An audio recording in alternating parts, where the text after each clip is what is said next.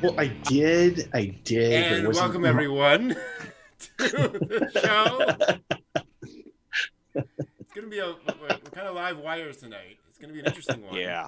Yeah. Um, let's just say that the pre-show was not something I could broadcast. We'll just leave it at that. That is how that is. So we're finally back on YouTube tonight. Had some issues last week, but I think we're good to go. Welcome everyone. It is Saturday night, and that means it is time for the weekly dig. Konbanwa. Yes. Hello. For anyone new to the stream, this is a live show where we dig into anime old and new. I'm Brent. These are my amazing co-hosts, John. Hey, hey. And Steve. Hello. So let us start our dig tonight by analyzing an anime movie that we all watched this week, which goes under a couple of different names. Patlabor the Movie 1 is often where you'll find it online. This is, as it sounds, the first Patlabor movie. Yep. Based off the Patlabor franchise, which is about sort of near future giant robots being used in construction, and thus crime getting involved, and thus needing police response. This is interestingly, it's interesting seeing how this movie kind of relates to that premise. Because boy, it starts out and does not seem like it's about that whatsoever. Yeah. Because it starts with a guy taking a very long step off of a short pier, so to speak. Yeah. And then suddenly Gundam. It's just this whole military, operation going on. Very, very high tech. Very, very, very mecha military. As folks are going in and trying to stop a rogue labor or mecha. And as always, we kind of try to start from the beginning. We've all seen some Patlabor beforehand. Steve, you've seen this movie before, right? Several times. Mm-hmm.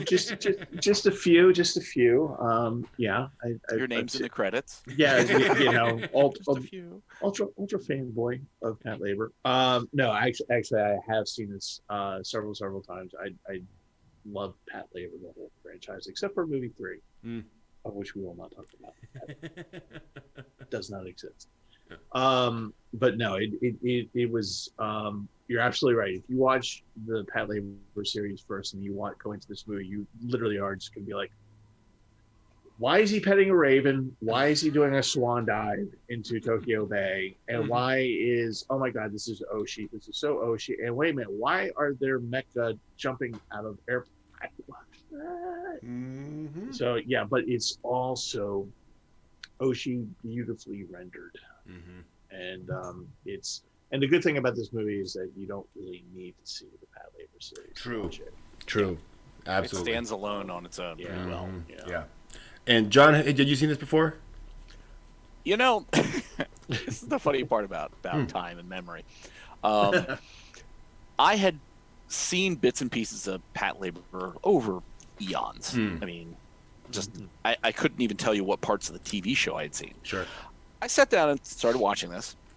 Continued watching. I'm like, this looks really familiar. I watched most of this in Japanese. Oh, wow. Okay. Like a really long time ago because I didn't know what it was. I'm like, well, I like Patlabor. And I'm like, as I'm watching the film, I'm like, oh my gosh, I've seen this. I can't believe this. And it's like, because I remember the labor when they're doing the full expedition out to stop the labor in the woods. Just watching it. And I can't remember whether I watched it with a friend of mine or several people, but we were all just like, wow, the mech work on this is amazing. The deployment, they're not just solely machines on machines. They've got like human recon and scout teams that are going out and doing stuff. And I'm like, oh, this is awesome. And I had no idea what anybody said. Yeah, I was just going to say, that must have been an experience. It was, again, another like Megazone 2-3. No idea, but you can kind of get the gist of what's going on. This actually reminds me a little bit of there was a Gundam OVA just popped in my mind. I can't remember the name of it, but it was about boots on the ground soldiers during the 1 Year War of Gundam. So mecha, mecha are out there, but we never focus on a mecha pilot. We're always focusing on like the engineers, the ground support staff, all that kind of stuff. Right. And this sequence very much, had that sense of, giant robots exist, but we need all these other things to kind of make everything make sense and understand what's going on. It's really cool. Which is what I liked about Heavy Object, the series, where you've got a pilot and an enormous war machine. And then really the story is all about how all of their supporting units and all the engineering teams get together to put the machine back together when it's damaged, and then to do all these other things that you need ground crew for. Right. So it's like this kind of thing where it's like, physically the laborers are just kind of unwieldy. So you're not going to sneak up anybody labor. Right. You're just crashing through trees, knocking stuff around. And it's like, well, the little meat puppets are probably the quietest thing that you can send in to figure out where the labor that's run amok, where it is. And that's one of the reasons why I love Patlabor so much is that it's an accessible mecha anime in that, this is not something like Gundam where it's just like, it's the super machine that we're going to use to win the war, or, Passenger Z or any of those things where it's giant robot and this is thing and that's going to save the the little robot knob control and 10-year-old boy that comes along with the little controller.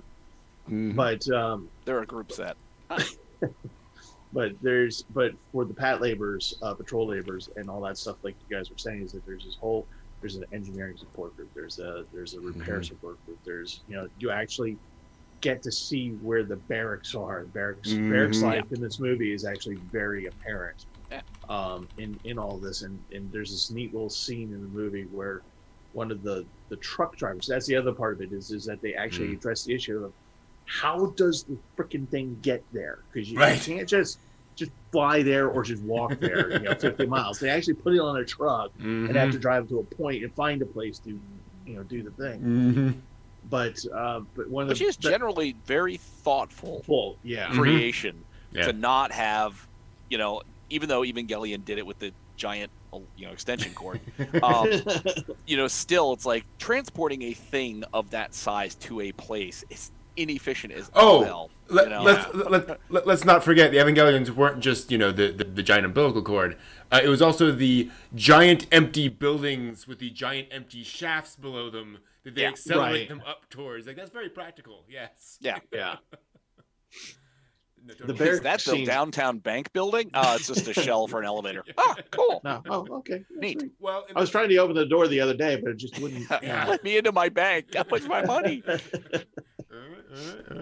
And well, that's the thing is, I think one of the reasons why they lead off with such a heavy sci-fi mecha scene is because you don't really get another one until the very end. It's really just bookended with this crime investigation story, really, as they discover that laborers are starting to go run amok in Tokyo. I really appreciate how this movie dives into the underlying sort of world building conceit around the Babylon Project and the idea that there's this massive construction project that folks are trying to work on, and asking the question of, okay, what happens when corruption sets in? What happens when there are weaknesses in that system that allow somebody to control it or to do nasty things with it? Because I think a lot of other, think of the movie version of any given TV show, and it often goes off in a really wild direction.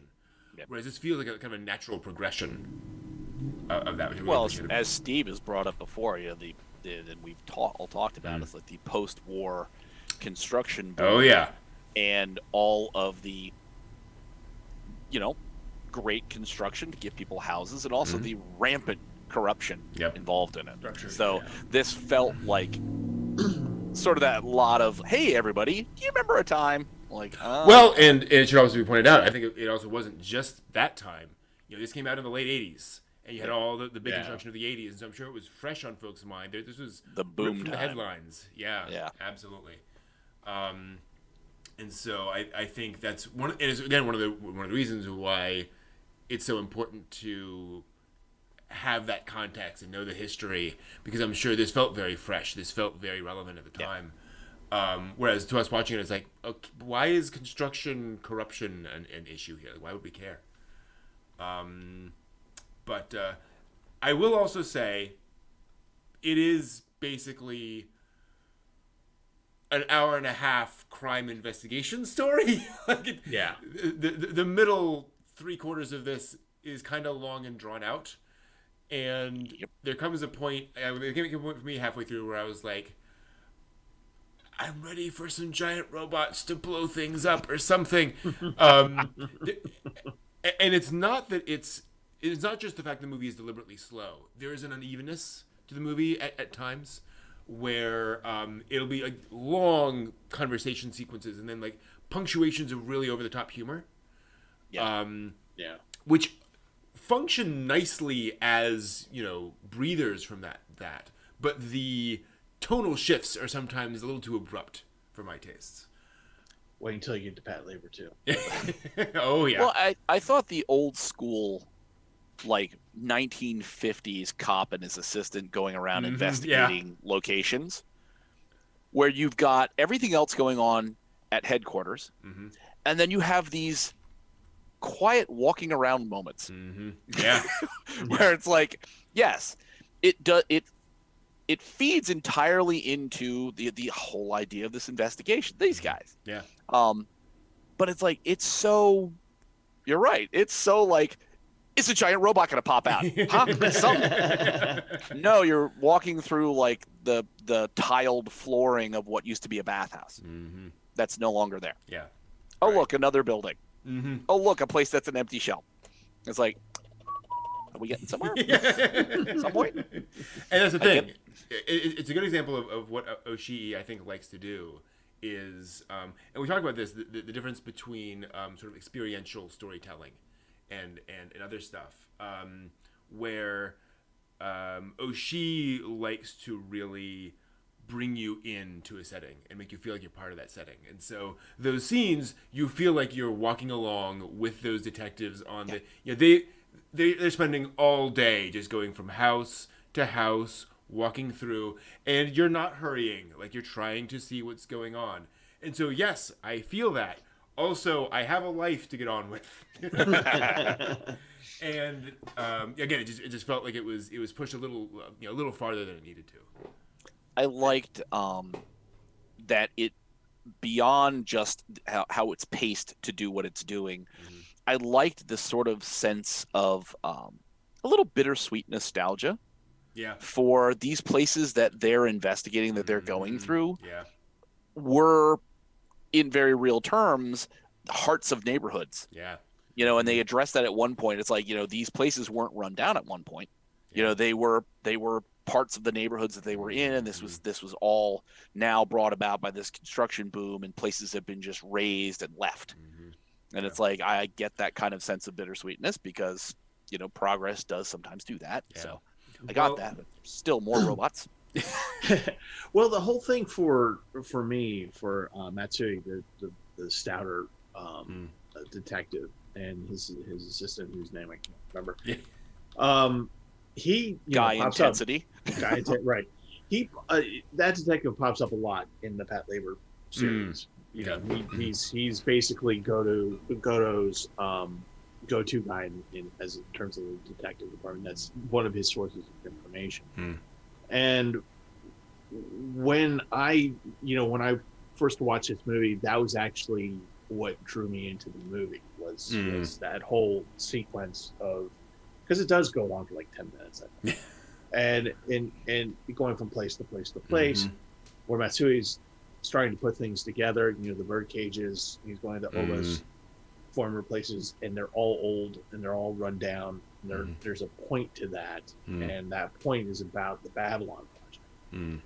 And Matsui is trying to put those things together, and as he's putting that together, Noda is also starting to figure it out about 3/4 of the way through, right before they lay siege to the Babylon. To the Ark. To the Ark. So what's interesting is that the Babylon Project is talked about in the OVA. OVA ad nauseum. Like that's a huge thing. So this is like a movie about the Babylon Project.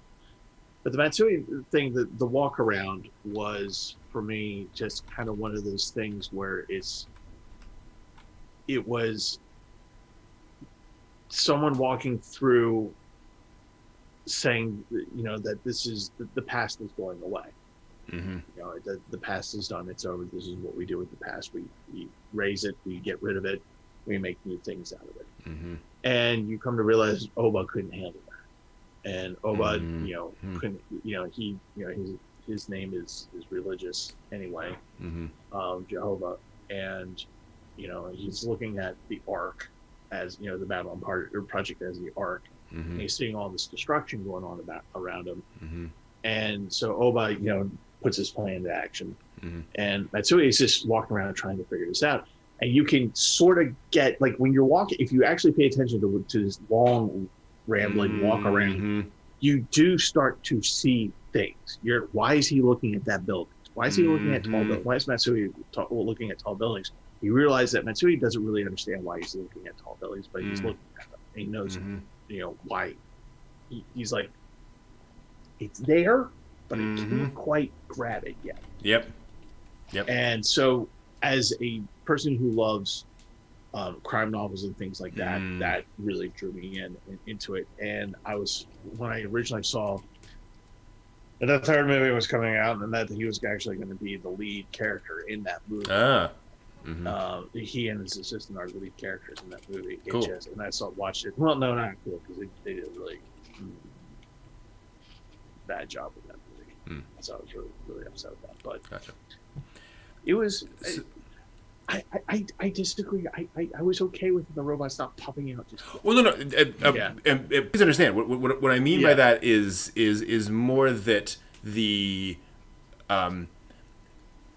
pacing doesn't fit what you expect from a mecha movie, right? Totally. And you're watching through, and you're like, why are we getting this? Why is it so slow? Why is all this kind of stuff? It's funny watching this after watching Beautiful Dreamers and Ghost in the Shell, because you know, you look at the progression, and this is, my gosh, we are moments away from Ghost in the Shell, I think, in Oshii's mind. Yeah. You know, there's so many visuals and so many things, but he's applying that to this story.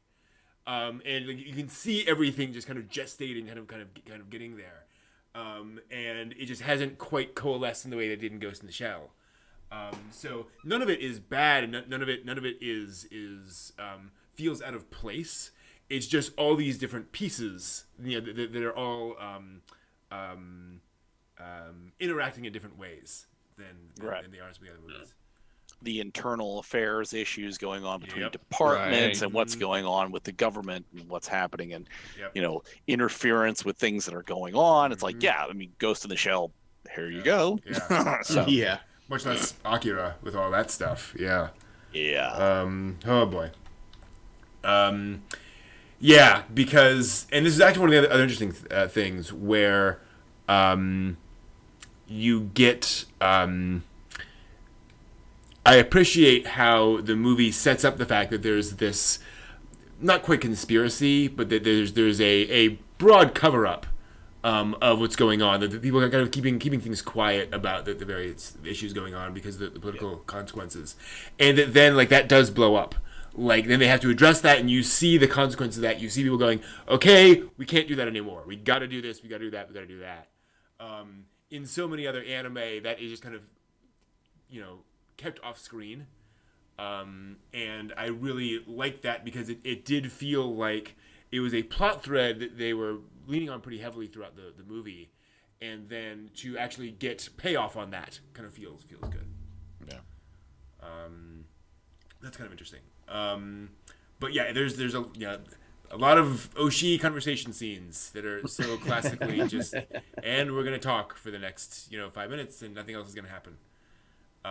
Which is with lovely lighting, like that shot you've got right there. Exactly. Oh yeah, absolutely. Mood lighting.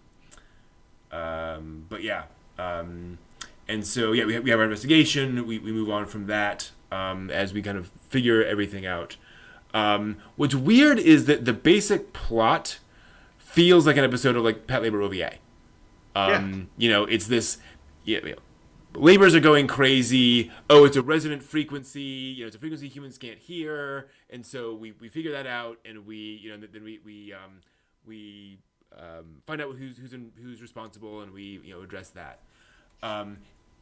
It doesn't have the complexity I'm used to from Oshii movie plots, where there's this person's covering up this, which is covering up this, and there's you're going down this rabbit hole and so forth, which again I think is very appropriate for Patlabor. But it's just one of those aspects of the movie that was kind of refreshing in a way, which is kind of nice. Then we move on to the assault on the Ark, and I got to admit, when I think of this movie, this is all that comes to mind. Or this is the first thing that comes to mind, I will say, is this whole sequence inside the Ark. This is what I remember, because oh my gosh, do they put all the budget into these sequences. Oh yeah. Boy, do they. Whoa. Wow. And they start early. The whole sequence of them going out in the rain in the typhoon. And again, let's connect this to things. Typhoons in Japan are a very common occurrence. Like, this is what you're used to, and you're used to hearing, don't go out in the typhoon. It's very dangerous. Don't do that thing. And so for your heroes to go in and brave that typhoon for a nobler cause will hit home. Yeah, don't take a 60-ton labor out into the open ocean with a little dinghy boat. Don't do that. Yeah, exactly. Okay. Not the best idea.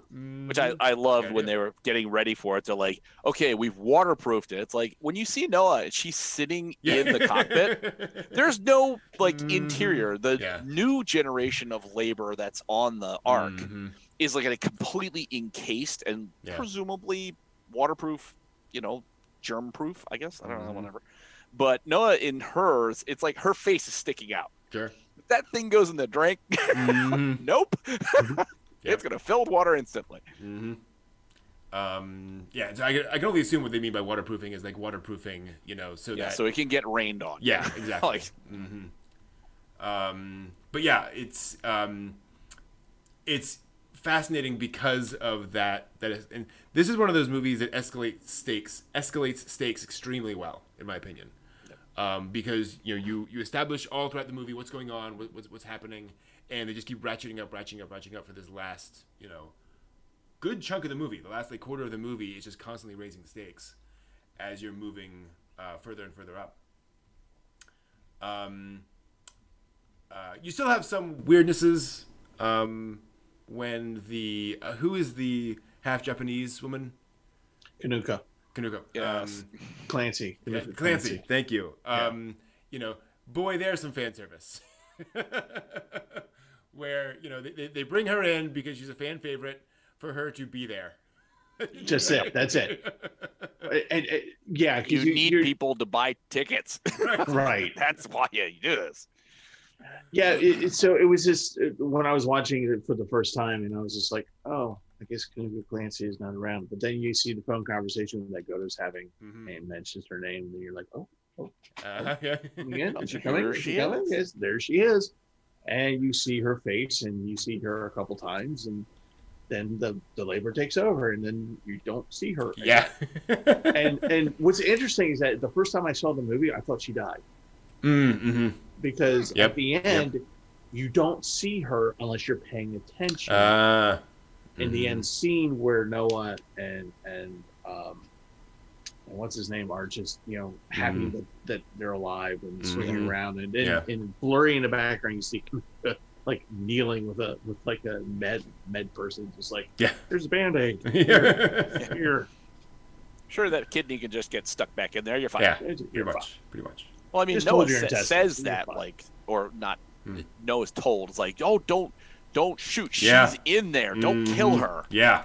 So it's like I was a little apprehensive, but I was kind of like, maybe they won't kill her. It's probably unlikely. We'll see what happens. Exactly. Yeah.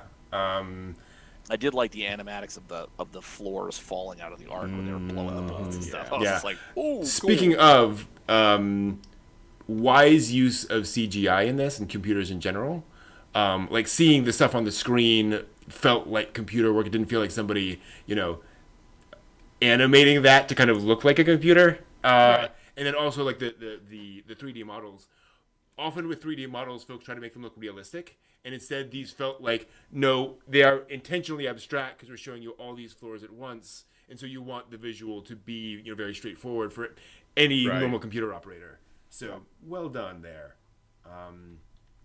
But yeah, I mean, this ending just builds and builds and builds. Oh, there we go.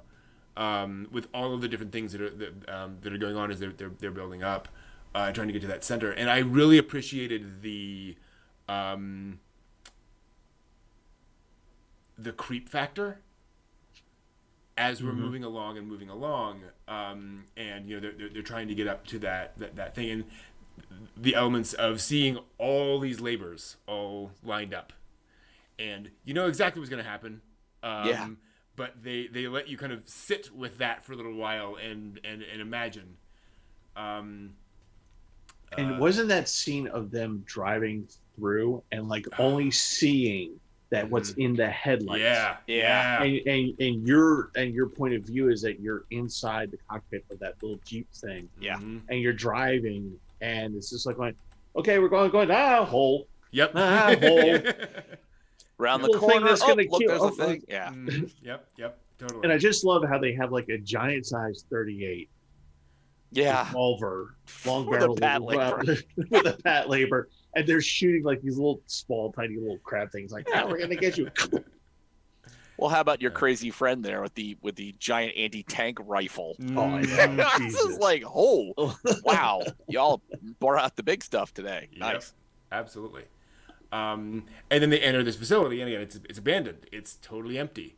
And so having to turn everything on, make sense of everything, and figure out how to work all of this machinery, and then realizing there's somebody here.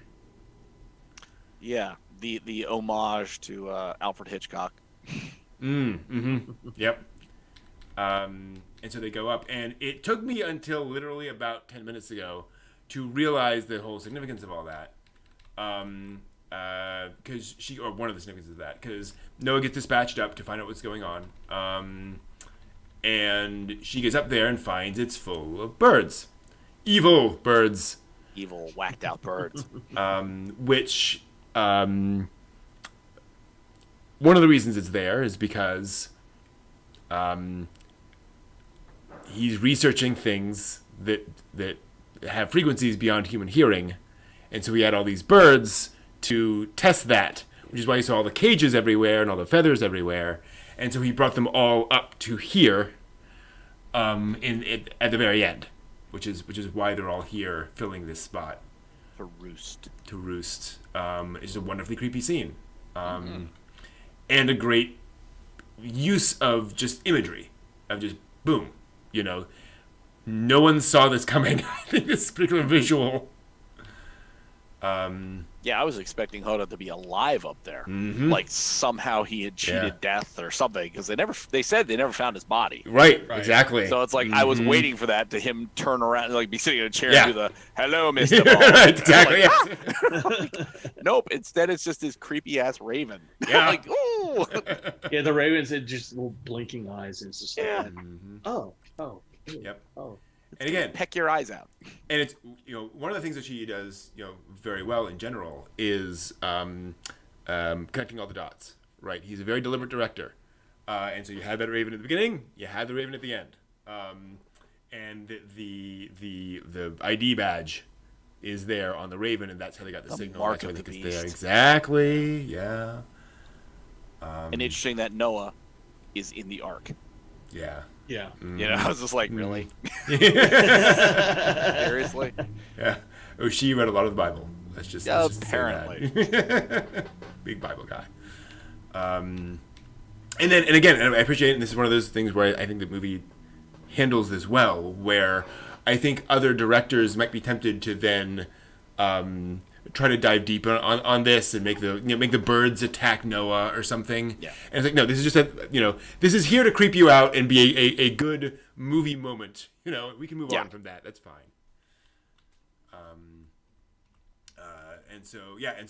And again, of course, things get worse as the virus infects them, as we all kind of expect it's going to do. And so they They do the thing. I'll admit, this is one of those unfortunate sci-fi things of how do we resolve this? Oh, there's actually an off switch. So just go down, and you happen to be like right underneath the off switch. Just go down and hit the thing, and that will take care of it. Like nobody's mentioned this before. We had no idea, but we just found the thing. Oh, good. Well, turn it off and turn it back on. Okay, cool. Although I would love to know if it is a common design solution that to turn off your giant platform, you have to pull a gun out and of shoot a bolt. Well, like a name 357 even. Yeah. You know, it's like a Dirty Harry piece of weaponage. Like, wow. Name the movie that happened in. I can't Sci-fi movie that happened. I'll give you a hint. Sigourney Weaver. Alien. You got it. For Nostromo. Self-destruct. Is to fire a gun into the control panel or whatever?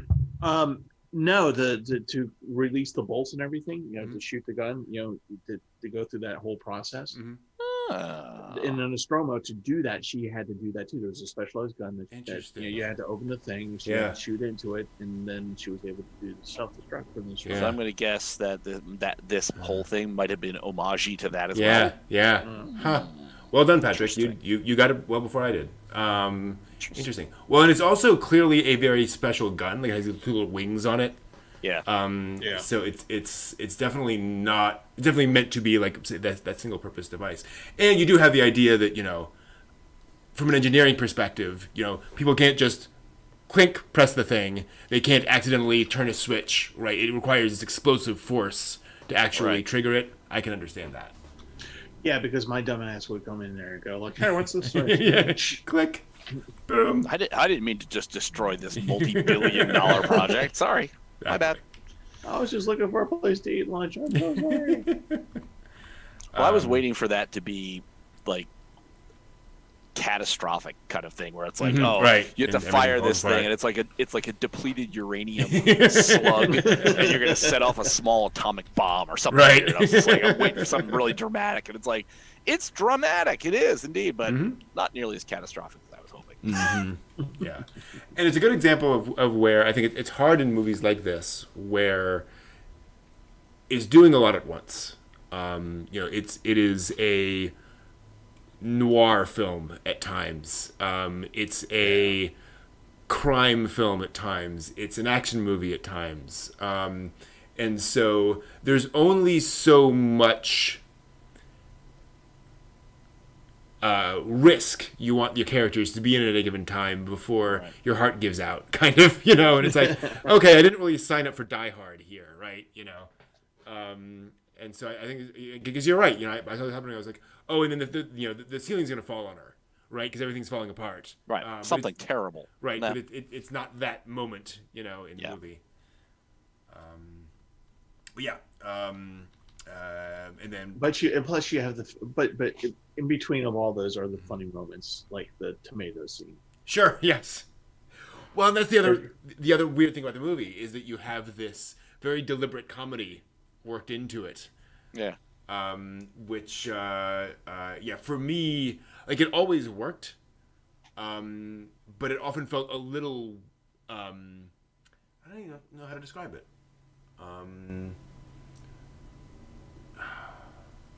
It's not forced, and it's not inappropriate. Cliche? No, more like... offbeat? Yes. It's often pushed more than I would have expected in the sequence. In that thing where I expected humor, I expected jokes and so forth, but sometimes it just kind of goes way over the top. Oh, you didn't? You weren't expecting the setup. Like, it took a long time for the tomato scene. The tomato scene took a long time. For the payoff. Mm-hmm. Yeah, definitely. Not quite that much more like the payoff felt. I don't know. I can't put it into words. Well, how'd you feel about the moped scene where it's like, oh, they were worried they were going to get in trouble for riding the moped, and then that comes into the review, be like, oh, you're a 2-week suspension for riding tandem on a moped, and that's not allowed. Right. It's like that. I I enjoyed the humor of it. I enjoyed the idea of it as the means to release him to do his investigation when officially he was not supposed to be. I was like, that was very nicely done, but it was, it was not nearly as funny as I would like, and you almost could have really kind of lived without it. But that actually worked for me once we got the reveal that Ota had done it himself. Like he made Noah talk to find out what was going on. I got a laugh out of that one. Because, again, it felt more in tune with the overall tone of the movie. Whereas when he freaks out and we suddenly move into Fisheye Lens, that just felt kind of weirdly over the top for me. So it's that kind of stuff where it's just kind of like, it's interesting. But, again, different strokes. Well, it made you think. If nothing else. Yeah. No. That's true. It did. I just zoned out entirely. Oh. Yeah, you're right. It did. And then we get the big climax where we get this interesting thing, because one of the things that disappointed me about the movie as I was going through is that Noah became a side character. She's basically just watching everything happening. She's doing the tomato and so forth, but she felt very much like there was nothing for her to do throughout the movie. And so it was very satisfying to me at the end to have her be kind of the hero in the end, because that is her role. Like, she is the operator. She's not this the responsibilities of the characters in the movie very much made sense, where he's doing the investigating, he's going off. She's a pilot. Like, that's not kind of her thing. But then when something happens with the mecha, she's doing everything, and she's using her knowledge of labors to resolve things at the end. Of this thing would be here, so I have to go out here, I have to pull this out, all that kind of stuff. It was very, very clever.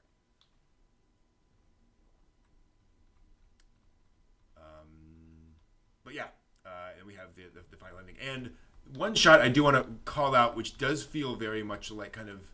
This is the theme of the movie, when the two of them face off, and the sun rises. Yeah. On the old and the new. Right? And it's like, here we go. Here's the old facing against the new, as the new is trashing it. Yeah. And inevitably, right, like she's not going to win in that sense. She's not going to defeat the Type Zero, but she can at least stop it, and she can at least do something about it, which I think was really clever. So that scene harkens back to the OVA, or was it the OVA? Harkens back to a scene where she and Kanuka fight in the series as a training kind of thing. They're both in labors, and they're going against each other, and Kanuka teaches Noah a lesson by just standing still, and so Noah uses up her battery power in that particular fight, and loses the fight simply because she didn't think on how to use the labor, as you pointed out, how to use the labor. So when you have that wonderful, which is a gorgeous scene of the sun coming up and the two of them facing off, and it's still very much, old versus new, like the old samurai way versus the new samurai way kind of thing going on. But what Noah's doing is that she's trying to wait out the Type Zero, seeing that the Type Zero is going to power down. Yeah, that's what she's which is clever, which makes it, because it's been a lot more active than Alphonse has. Yeah. Right. Yeah. That's very interesting. Which also explains why when she goes up to shut it down and it keeps on moving, she's like, just shut down. Like, you should be you should be done by now. That worked. Those Duracell batteries, they work so long. Yeah. They keep going and going. And going. And going. That's Energizer. Energizer money. Yeah. Whatever. I apologize for getting my battery mascot sayings wrong. Darn it, Brent. It's not anime. It doesn't matter. Exactly. I might argue that someday. Anyway.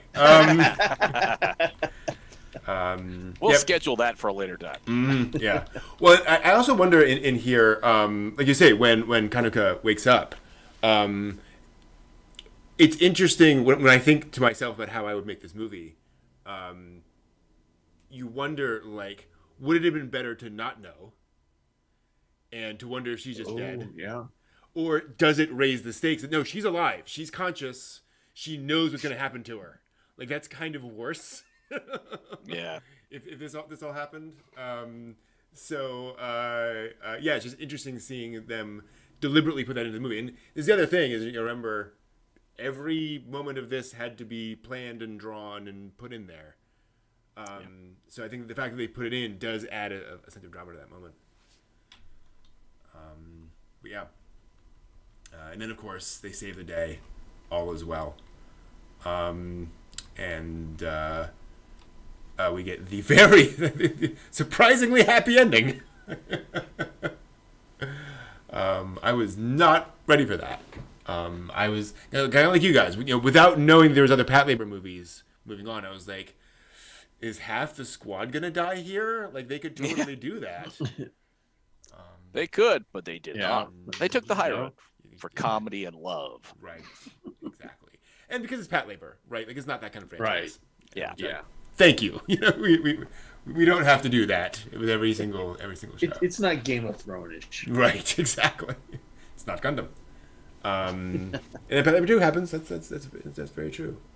It is one of the disadvantages, as reflecting on this, that one of the downsides of watching these things out of time, much later, is that you do know that they survived. You do know that there were more in the franchise, that things changed around. Where going in 1989, whenever it was when they made this movie, Oshii totally could have done that. Like, he totally could have killed off some of the characters. And then Patlabor 2, the new class, would have been Right, exactly. half the original cast, and then kill them off and have it all new class in movie 3. Exactly. No. Yes, but but this is not Gun Parade March. So that is Patlabor the movie. Anything else you guys wanted to bring up and talk about? I just wanted to say that this time around, though, what was very interesting for me, because this was new for this watch for me, was about a year ago at this little thing online called OnCon. Yeah. I did this, this online sort of, bidding war, and I got this kind of like storyboards. Yes, you did. Kind of thing. Mm-hmm. And so it was really kind of neat, actually looking at what Oshii was doing. Yeah. And writing this and, describing some of these things. Like, you're talking about the fisheye. I don't know if you can see that or not. Yeah, it comes in. Oh, there we go. Yep. Yeah.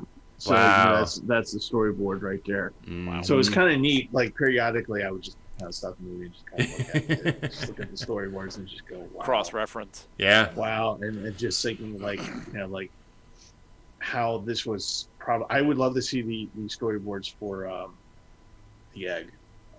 Angel's Egg.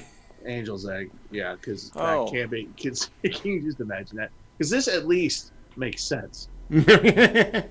Angel's Egg makes sense. You just have to be a more highly evolved human. Or absolutely out of your mind. There's that, too. That What's works the well. difference? Yeah. The John, thin you line know? between genius and madness. Yeah. I'm But yeah. glad I finally saw Patlabor with English. It made the film make much more sense. You want to talk about long periods of time where you have like mech fighting and then the final part of the film? Try not having the entire middle where you're like, seems important. He's doing something. Why are they walking around? I don't know what's happening. Apparently there's something happening now. There's a bunch of people talking. Makes it a much better film. just get ready for Patlabor 2, because that one has exposition like Yes. Oh boy. and there's actually Yeah. a famous scene in there that goes on, admittedly, for longer than it probably should. And that's me saying it, because I love those kinds of things. Nice. Like, I love those exposition kind of speeches, which is why I like this kind of stuff in Ghost in the Shell and things like that. Yeah. But even then, I was just like watching a Patlabor 2, just like watching that one scene with her. literally standing above the river, some dude's fishing, and they're having this discussion, this long, drawn out philosophical discussion. And you're just like, yeah. I got it 5 minutes ago. Please. Exactly. Well, that's when you turn off the subtitles and you just sit there and go, "Oh, the fishing looks lovely. Yeah. The colors they used. None of them bury. Let's amazing. Let's pretend this is not bury. Exactly. They're just fishing for crayfish. That's fine. It's just cute. Yeah. Absolutely, Patrick. You know, they turned the exposition up to 11 in Patlabor 2. That they do. Oh boy. Patlabor 2, I would argue, is, well, we'll save that for Patlabor 2. It's fascinating to compare the two because they're similar in a lot of ways, they're different in a lot of ways. But I think it's also it's really neat watching this, comparing it to Ghost in the Shell, because you do see just all the imagery start to coalesce, right? But it is not in his mind yet. But yeah, that is Patlabor 1. A lot of fun. Definitely a in contrast to a lot of other Oshii movies, this is a relatively digestible film, right? Where you watch it through and like, okay, got it, understand, you know, whatever. There's obviously imagery and stuff going on and symbolism and so forth, but it just kind of moves all the way through there. Very, very easy. Yeah, you're not going to get bogged down in the imagery if you don't want to. Right, exactly. You can just ride right along with this and be like, that was a decently entertaining film. Yeah, exactly. It's easy to watch. It's easy and entertaining. Yeah, exactly. Cool. Well, that will do it. So we're going to take a quick break for just a few minutes, and then we'll be right back to talk about more modern anime and the latest anime news. So we will be right back. In a bit.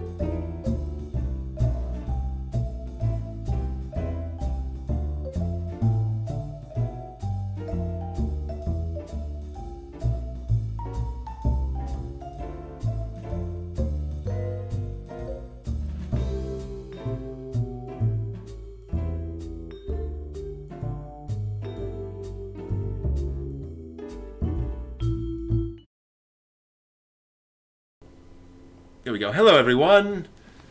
I'm Bonwa again. And we're back. Welcome back, everyone. Let's take a moment, a little breather, to talk about how our week's been. Exactly. And Center our chi. Yes. Folks in the chat, please let us know how your week's been, what you've been watching lately. Yes. And any questions you have for the three of us. Meanwhile, we'll talk a little bit. John, how about you? What's your week look like? Oh, just trying to reorganize my fall and conceive of how to spend some of my extra time. The continued process of putting away the war chest for travel expenses for future. Watching as much anime as often as I possibly can, and playing Genshin, which just updated as well. It's been I'm surprisingly tired. Yeah. Sounds like a very full week. It has been. I mean, I just, again, everything that we covered in what was going to be this season, I'm keeping a fairly good run with it. So I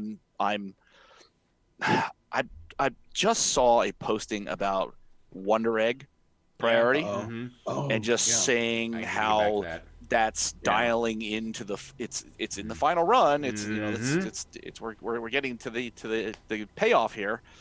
And I have not watched more than 2 episodes because I'm just not emotionally available for that. Oh yeah. Well, I think we mentioned this when it came out. I am deliberately waiting. I do not want to watch that show and get halfway through piecemeal. And then, and be like, well, I gotta wait. No. Yeah. The whatever the one is with the older guys, the salaryman takes a runaway teenager in. That one has gotten a lot less creepy. Great. Oh, good. I mean, like we had talked a little bit about Tonikawa, how that went from being kind of like a weird first episode, like, why are they getting married? Yeah. To being like, I'm expecting the other shoe to drop and terrible things. No, it's fine. That one, actually, you're getting some good background on the characters on Sayu and what's happening to her that led to these things. And this last, I think episode 10 was just the last one they released. Crushingly, like, emotional. Ooh. Like, really, like, oh, damn. And that's why Wonder Egg Priority came to mind. Oh, interesting. Okay. Yeah. So I'm like, oh, no. Wow. I still have to I'm go at an through emotional that. part. Oh, boy, no. Yeah. So then watching more comedies, Slime Diaries, etc. Cool. And Patrick, you're enjoying Higehiro too. Cool. Yep. Nice. Higehiro. Okay, thank you. Yep. A lot of names. Yes. Steve, have you watched any anime in the past week?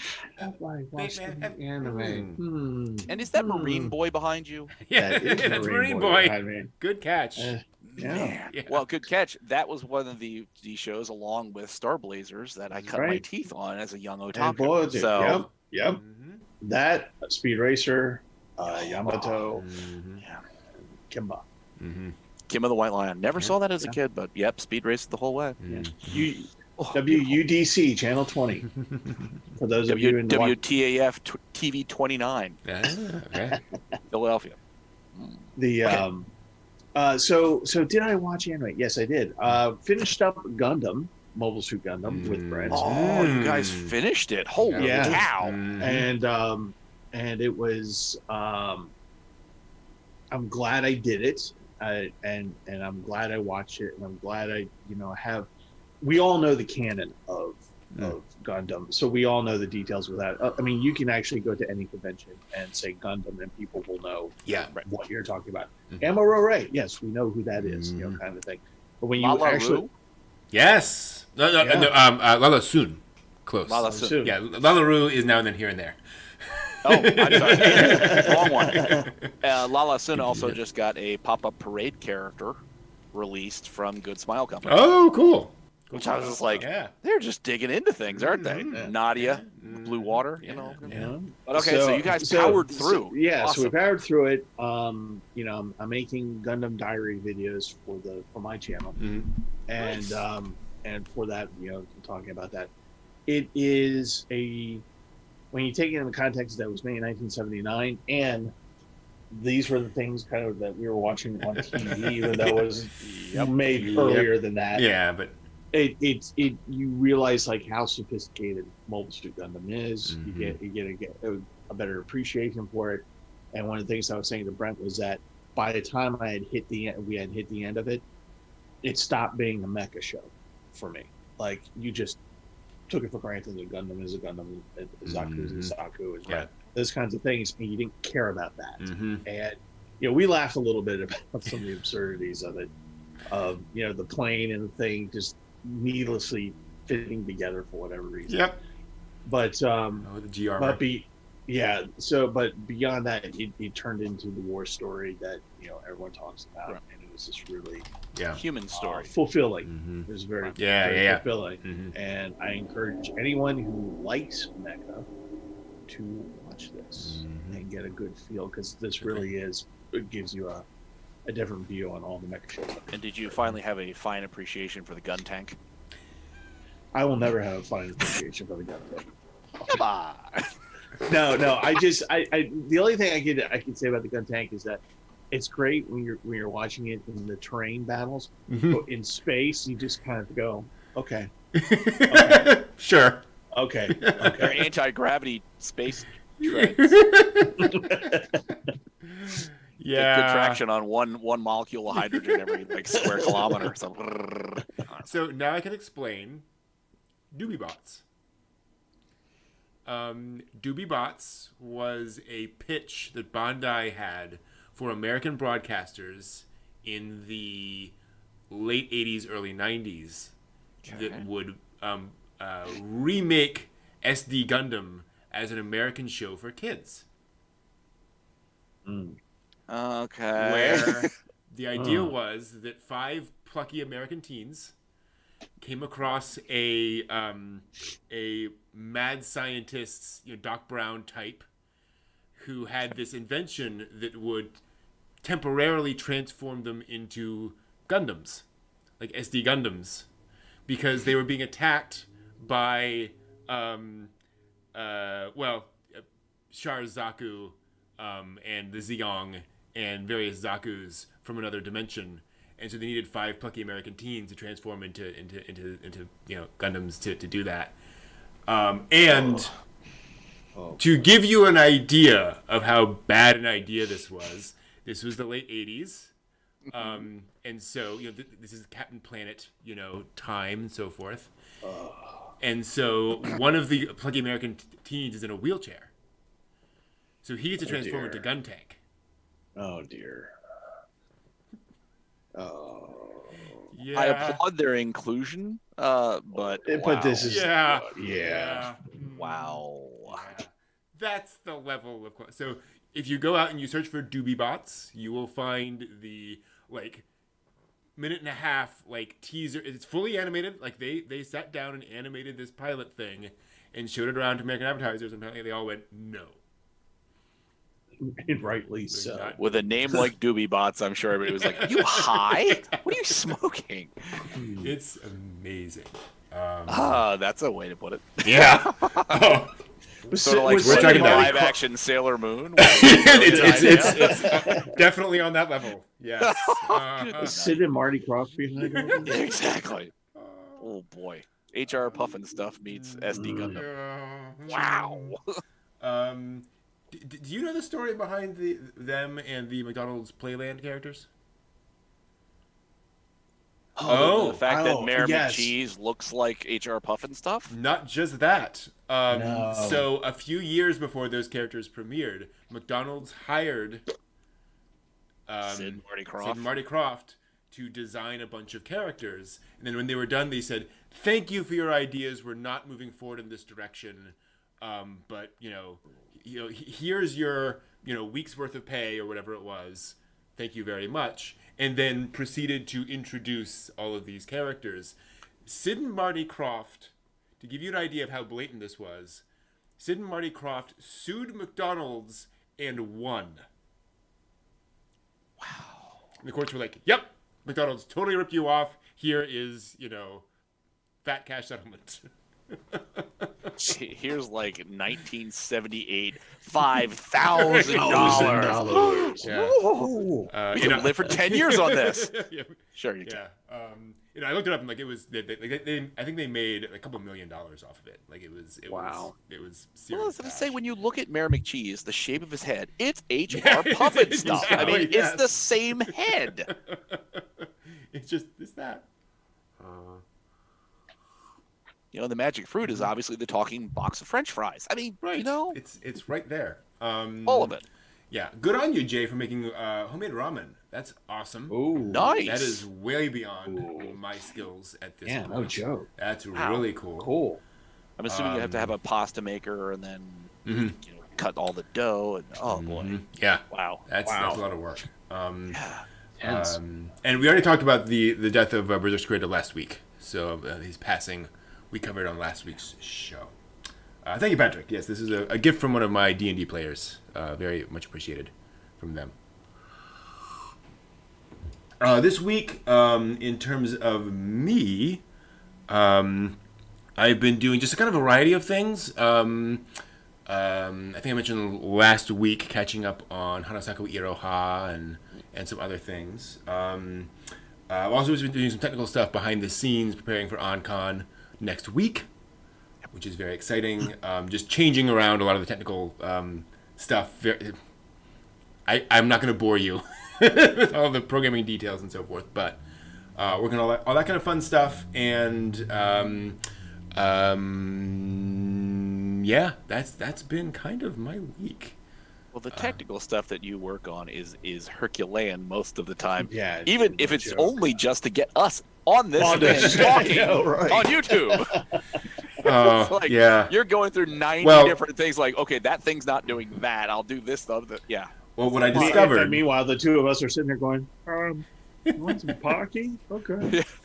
So very briefly, I like cartoons.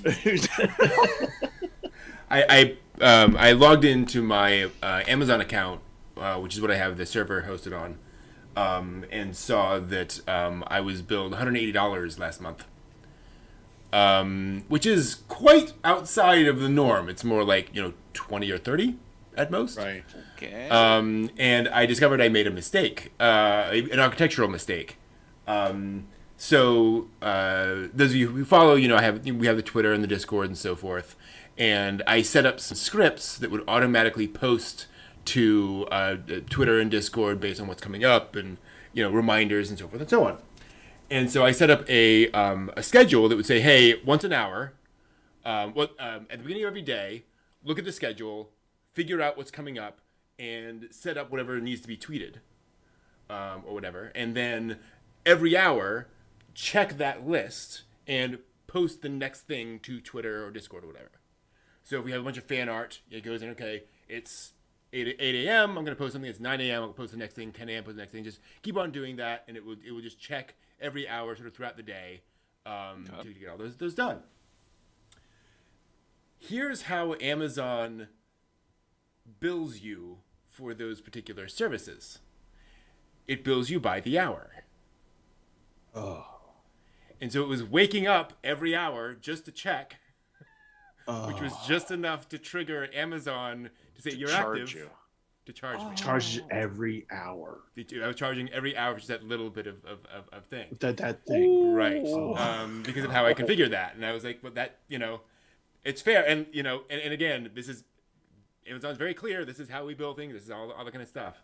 I just was not thinking that through. So I basically restructured everything to use a bunch of Amazon services that will now run that through services that are designed for regular scheduling and updating and setting up queues and so forth and so on. So it should dramatically reduce my bills. Yeah. Wow. But still do the exact same thing. So I've been testing that this week and making sure everything is syncopated and things are actually showing up where they should. Because it's a little complicated because I've got weekly dig stuff to remind folks about. I've got Today in Anime History stuff. I've got one-off stuff like OnCon where I want to let folks know, hey, there's this thing happening, So yeah, a lot of different things to manage to make sure all that's working, everything's talking to each other. And meanwhile, I'm struggling to put up one episode per week on my channel, and at the same time making the little AMV music list for OnCon. And I'm like thinking, like, wow, yeah, I'm getting a lot done. No, meanwhile, Brent just described like 60 minutes of his day. Just like, oh my god. I make rice in my new rice maker. Hey, yeah, right. No worries. I can drive my car. Yeah. Hey, Wesley, I'm so glad we were able to help you with the anime burnout. With the advice there, that is awesome because it's okay to burn out and to think about it and reevaluate and change your patterns. That's totally fine. Don't ever get to a point where you quit it cold and walk away. Yeah, you can quit it warm. I'm totally fine with folks who are like, I'm going to step away for a while, right? But I'll be back. Yeah, that is very healthy. It's hard for folks who are like, I watched this one thing, it was bad, I'm never doing it again. But like, no, but there's so much good content out there. Mm-hmm. Yeah. It's tough. There's Odd Taxi I still have to watch. Exactly. Yes, actually. Although that's another one which I think I'm going to wait. I don't know that I want to. Oh boy! Odd Taxi. I think it's episode 10 too. Okay. So it's getting. Yeah. I mean, this season is rapidly coming to a close. It sure is. So all of these, all of our picks, with Steve's blowout win last week, all of our picks, all these things are coming to a close to get ready for summertime. So there will be Odd Taxi binging availability. Yes. In the very near time. Just wait. Absolutely. Although I'm just not a binger, I got to admit, just not my thing.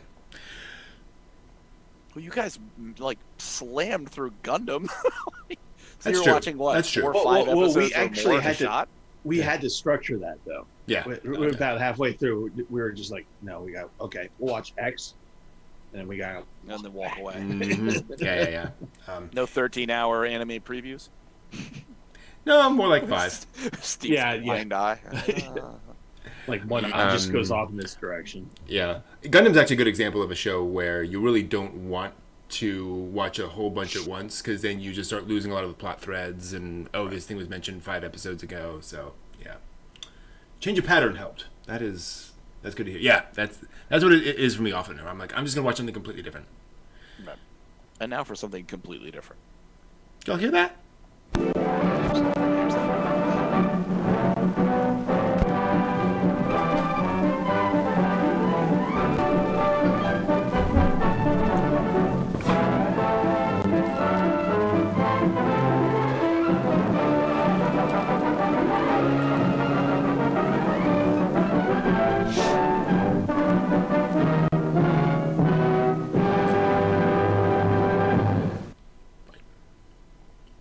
And welcome to the latest anime news for the week ending June 12th, 2021. Let us get into it, shall we? Oh boy, we got some stuff to talk about this week. An anime film was announced this week based on a property that probably no one ever expected to get an anime. Warner Brothers Animation and New Line Cinema revealed on Thursday that Kenji Kamiyama of Ghost in the Shell Standalone Complex and Blade Runner Black Lotus and Eden of the East fame will direct a new anime feature film set in the world of J.R.R. Tolkien's Middle-earth. That's right. Really? Yeah. An original anime story based on Lord of the Rings. Do we not learn from Peter Jackson? Well, Peter Jackson was adapting an existing thing. This is something completely new. Who knows where it could go? Could go like the 1978 movie. Yeah. Yeah. There's that. The film will be titled Lord of the Rings, The War of the Rohirrim, and will depict, they say, a legendary battle that helped shape Middle-earth and set the scene for Lord of the Rings itself. My God, that one. Yeah. Oh. Yeah. Oh. Helm Hammerhand, King of Rohan, right. that whole thing. Wow. And the screenplay will be written by Jeffrey Addis and Will Matthews of the Dark Crystal Age of Resistance. Wow. Which if you've seen that, you know that's a pretty densely plotted series. Like they thought that through. And Blade Runner Black Lotus's Joseph Cho will serve as producer. And Philippa Boyens, who's a part of the screenwriting team on both the original live-action Lord of the Rings and the Hobbit film trilogies, is also consulting on the project. Ooh. Hopefully that'll give it good continuity, please. I don't know if it needs any. It doesn't. It's battles that it's like basically a prequel to the whole thing. Yeah. And the battle is very important. Yeah. In but I mean, your entire space that you're operating this in, I'm hoping that's where like it's not going to be anything weirdly like we're fighting in the jungle. Be like, what? I doubt nothing in Middle Earth looked jungly. Right. So that's what I'm saying. Like continuity, please. That everything else makes sense. We can focus on the good stuff. Sauron the Mecha. I would watch that.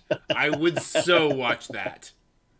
Oh, give it to me, please. So here's my question.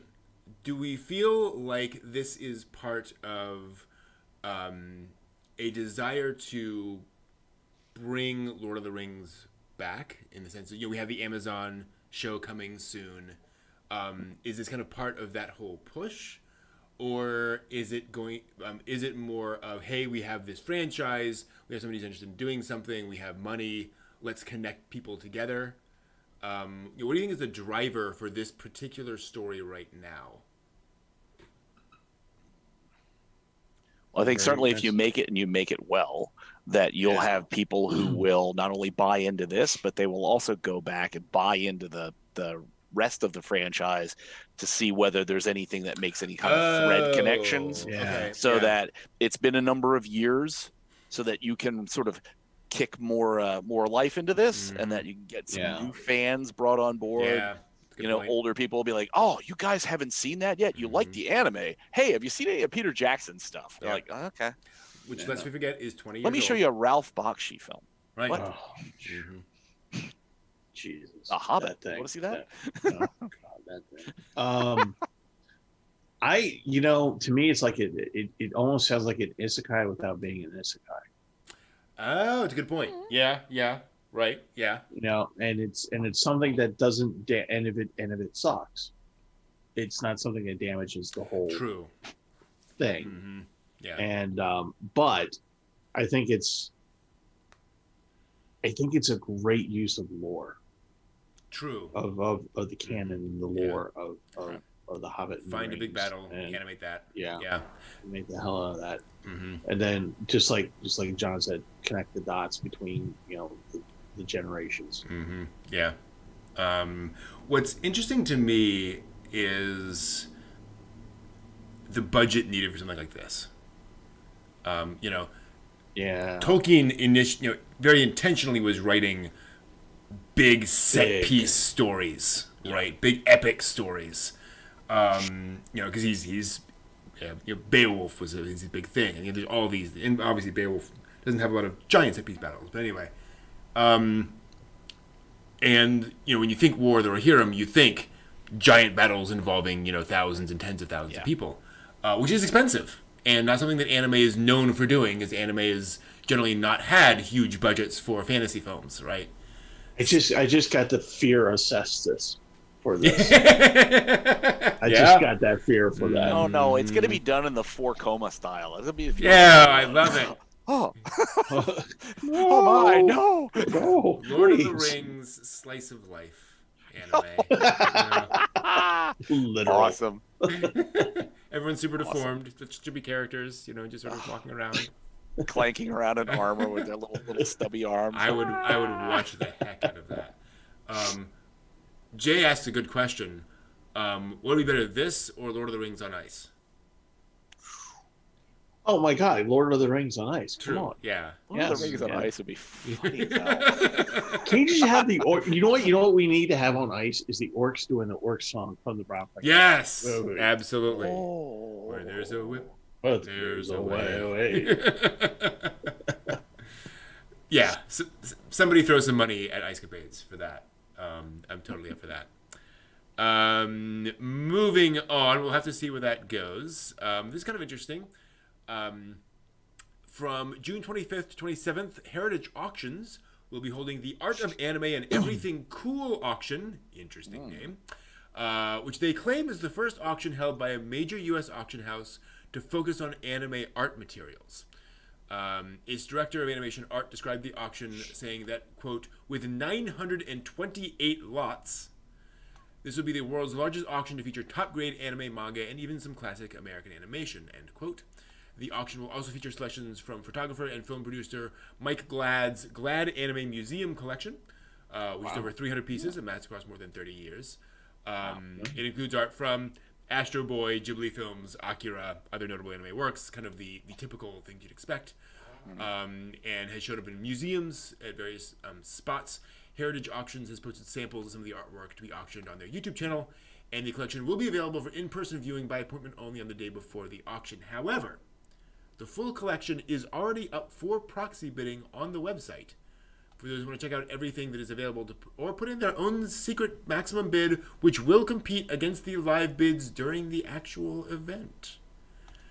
Wow. Let me go check my Bitcoin stuff. Live bidding will officially also be available worldwide on the appointed date on the live floor through, and because it's auctions, the phone, online, mail, and fax. Oh, God. Mail? Yes. So like 2 weeks later after the bidding's all done, hey, we got somebody in the mail who outbid the last guy. You're terrible. I think it's more like proxies can come in ahead of time and so forth. But yeah. So this is interesting because I think you see, certainly, 30, 40 years ago, you'd never have seen this. Auction houses would not have touched anime art with a 10-foot pole. Right. But well, they would sell collections. It would not be a specifically anime art thing. So if you happen to have something in a collection, it would have gone up, a lot bid for that. But yeah, this is extremely unusual for just this art of anime and everything cool. Which is kind of an interesting title. Yeah. Not quite sure where they went there. Do be aware, if you look up Mike Glad, he is a collector. I checked his website. His website is clearly written by somebody else. And I actually want to pull it up here real quick. Because you pull it up about me, information and so forth, but then you scroll down and he has a thing about his collection. Let's see here.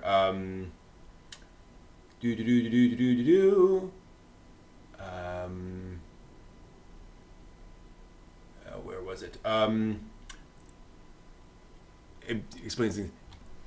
Anime is a style of animation developed and made popular by artists and producers in Japan. The most well-known anime productions include Dragon Ball Z, Gundam Wing, and the source material for Ghost in the Shell. Oh, dear. Mm-hmm. Yeah, it's kind of odd. Interesting phrasing. Osamu Tezuka was contacted by Mike Glad, who sent him 2 pieces from the seminal Astro Boy series, as well as a print from Phonics. Not Phoenix. Phonics. Phonix. Oh, hooked on Phonics. Yes. I didn't even know Tezuka worked on that. Great. Fantastic. Yeah. So this sounds like Mike Glad kind of dictating to somebody who then built the website. I don't know. But definitely a collector. Definitely, real stuff. Just maybe not pay that close attention to whoever threw his website together. But yeah, that's a pretty big auction, and the fact that it's open worldwide to anyone is pretty exciting, considering what might be on offer. I don't know, what is a serious collectible that one of you guys would want, like something that would show up at auction? Gosh. Jeez. What have I got room for? That's the first question I have to ask. Yeah. I got walls. I can hang things on walls. For me, the one thing I would go for is like an Astro Boy cell. Like a cell from the 1963 Astro Boy series that started it all. Like, I would go for that. I still say a Yamato ship hanging from my ceiling. Sure. Yep. I was gonna say a cell from Space Battleship Yamato. I would take a cell of the full rendering of the SDF-1 in orbit with the Earth behind it. Yep. Wesley's with you there. Anything from You Remember Love? Yep. Yeah. Actually, I would love to have a Lupin the Third cell from Castiglione, for the movie. Cagliostro. Cagliostro. Yeah. Oh boy. Yeah. I'd love to have that. I would also love. I would pay for Miyazaki, like production art, like not cells, like the stuff he drew to conceive the movie. That would be amazing. Ooh. Oh, an artist notebook. Yeah, I was about to say, like his notebook. Mm-hmm. Yeah. Pick up milk and create Spirited Away. Oh, speaking of brilliant. which, if you want a very interesting experience, find the book. It's available in English. The first Princess Mononoke. The first Princess Mononoke. Let me see if I can find it. Princess Mononoke, the first story. I believe that is it. It is the essentially the storyboard. Yep. Which is Hayao Miyazaki's original draft, his first draft for Princess Mononoke. Oh, wow. It involves the cover art shows a maybe like a 12-year-old girl with a straw hat on top of a cat that looks like Totoro. Yeah. That's the story that evolved. Yeah. It's a joke. Nothing like Princess Mononoke. There are a few like themes that kind of come back through, but it was basically like a Totoro sequel. It's just this completely different headspace than what the movie turned into. Fascinating. Yeah, no joke. So yeah. Big fierce wolves? No, cute fluffy Totoro things. Yes. Oh, that's sweet. Yeah. Oh, just think of the concept: shooting nice Totoros. Yeah. Balls. Yeah. Or how about nice Totoros like attacking people viciously? Like, wow. Well, there's that trailer that turned Totoro into a horror movie, right? You can do that with it. Totoro, the god of death. So yeah, I mean, might be fun to look over just to see what's there. Obviously, at an auction like this, prices will not be low. But I'm looking for the $25 to $50. Anything in there? Yeah, good luck on that. Yeah, we could send you a free coaster from the auction. Yeah, for $25. Oh, shipping and handling. Oh, okay, yeah. cool. Used. Used. Yeah. Yeah, Tenchi stuff is pretty. I mean, I have cells from the original Tenchi Muyo OVA, so that's not as hard to find these days, or it wasn't. But anyway. Moving along, Netflix held its Geek Week event this week and revealed during its stream on Tuesday that the live-action Cowboy Bebop adaptation will premiere this fall.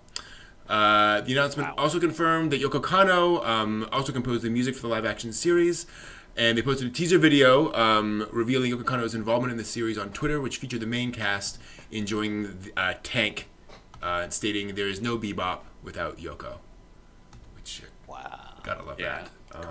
So it's, people love to spit on Netflix and their adaptations and say they can't possibly be any good. And I think one must keep one's expectations held in on any adaptation, right? Never expect the adaptation to be exactly like the original. What does that series need to do right? Everything. That's the problem, and that's exactly my problem. Is if folks are going to go in there, they're going to go on it shot by shot, frame by frame, and say the camera isn't in the same angle, so it sucks. And that's what we're. No, it totally blows the immersion. Right. Well, one of the things that made me more happier about it, because Netflix really, I to this day, I loathe Netflix for its rendition of Death Note. That was just so bad and so horrible. I had heard that. Funny. When Light sees Ryuk for the first time, he screams like the little girl. Right. It's just really really bad. And L is just like some emo kid. And like in the anime he looks like an emo kid, but he's like functional. Right. But it's just bad. It's just bad. Anyway, so for Cowboy Bebop, the first step by putting the music in there is key because the music is pretty key to the anime and actually directed the anime as well. Mm-hmm. So I think that's a good step in the right direction. Mm-hmm. One of the concerns that I've read and that I have is that one of the things about Cowboy Bebop is that it was episodic, but it had the overarching storyline. Mm-hmm. So that you got bits and pieces as you went along the storyline, and everyone's stories comes together, and you get this nice package at the end of it, which is not neat, but it's good. Yeah. And so people are wondering, is this going to be something along those lines? Is it going to be like Cowboy Bebop the movie, which is a specific case that's going to happen? Right. That kind of thing. So if it's a specific kind of case, then there's kind of hope with people who like me, who are big fans of Bebop. You don't have to worry about them going, oh, you didn't do. Oh, wait, it's not the same thing. Right. Yeah. It's not the same thing. But if you're trying to do the series though, that's going to be really hard because some of the episodes are just so expansive. Yeah. And from what I've heard, and this may have changed. They were not planning to go back and remake the episodes. This is going to be, originally written stories, but and it's going to be those characters doing that. I think they said that they might use certain plot lines, so it would be kind of like this episode, right? But they were going to, do it in their own way, for exactly that reason is because you can't copy it. Really? Yeah, I can see them introducing characters doing nods to other characters. Sure. Right. Like Pierre LeFou. But you can't do an episode, redo the episode of Pierre LeFou. Which is, just amazing. I mean, it's the first time you see Spike getting his butt kicked. Right. Temporarily. But I'm hopeful. Somewhere in the back of my head is this terrible Sci-Fi Channel movie of the week, where it's I hope that scripts are obviously solid, but if they're going to try to integrate things like Spike and the Swordfish flying or Faye flying, and they're, please, get it right, spend the money. Yeah, don't make it super super terrible where it's just a person obviously seated on an office chair. Well, I think they make them fly through space. Babylon 5 kind of CGI. Yeah.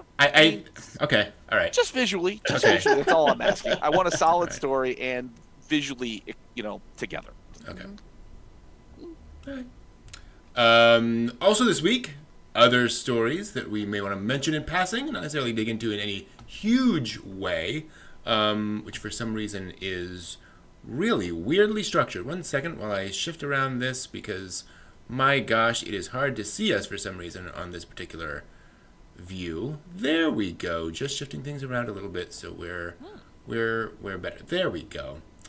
Netflix also made a number of anime announcements during their event this week, so buckle up for all the new info. First up, the service will stream a new space horror anime series titled Exception, which is based on a new story by a Japanese horror novelist and film director named Hirotaka Adachi.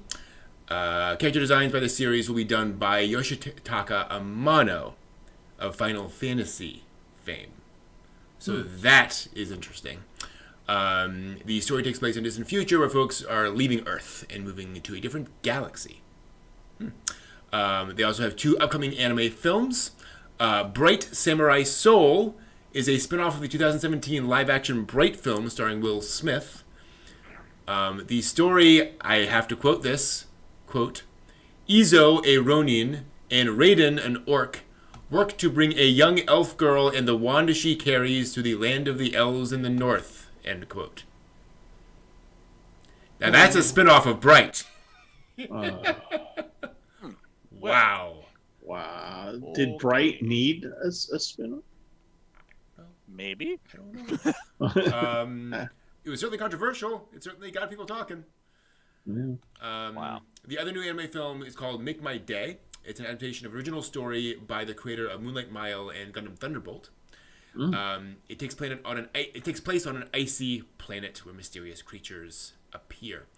They also announced it will exclusively stream the upcoming Mobile Suit Gundam Hathaway film beginning on July 1st, and that it'll begin streaming the new Shaman King anime on August 9th. Oh. Publisher Kadokawa, TMS, and Sammy Corporation has revealed a new poker-themed multimedia project this week titled High Card. It'll include anime, manga, and novels. Author Homura Kawamoto and his younger brother are known for the Kakagurui gambling franchise, and they're credited with the original work. So they'll be involved in that. Shonen Gangan magazine revealed this week that Imari Arita's The Company Slave Wants to Be Healed by a Little Ghost Girl manga is getting an anime adaptation, and the story is exactly that. That's the concept. Corporate drone, little ghost girl. Yeah, I saw the announcement of that. I was like, okay. I find it interesting that Kadokawa, TMS, and Sammy are doing a poker thing now. Yeah. Kakegurui was funky cool, but didn't the whole poker thing, like the World Championship poker stuff, wasn't that like a solid 10 years ago? The poker gaming kind of stuff was like big mainstream. I mean, I think it's still Feels fairly like mainstream. Is it? Yeah. Because I don't. I mean, play. again, I don't have cable anymore. Right. But yeah. I remember that for a while there was like the World National Championship, blah blah blah, poker. It's certainly not as big as it was, but I think it's still around. Yeah. Okay. Yeah. I think you're absolutely right in that the peak has passed. I wonder, but then I don't know what poker is like in Japan. Right? Yeah, I don't know. It may be it is having a comeback or something. I don't know. Or maybe our Vegas live streaming 24/7 poker games. Maybe our time has peaked and it's just starting on there. Right. So that easily. Yeah. Who knows? Good question. A new mini anime has been greenlit for Broccoli's mascot franchise, DigiCarrot. So folks of a certain generation remember DigiCarrot. Green-haired anime girl. She's the mascot of gamers Animate stores. The new anime is the first part of the Reiwa no DigiCarrot project, which marks the franchise's 24th anniversary next year, and also celebrating the current Japanese Reiwa era. The mini anime will feature returning familiar characters as well as a new one, Bushi-chan, which is of course Bushiroad's guardian deity who enjoys food and pro wrestling.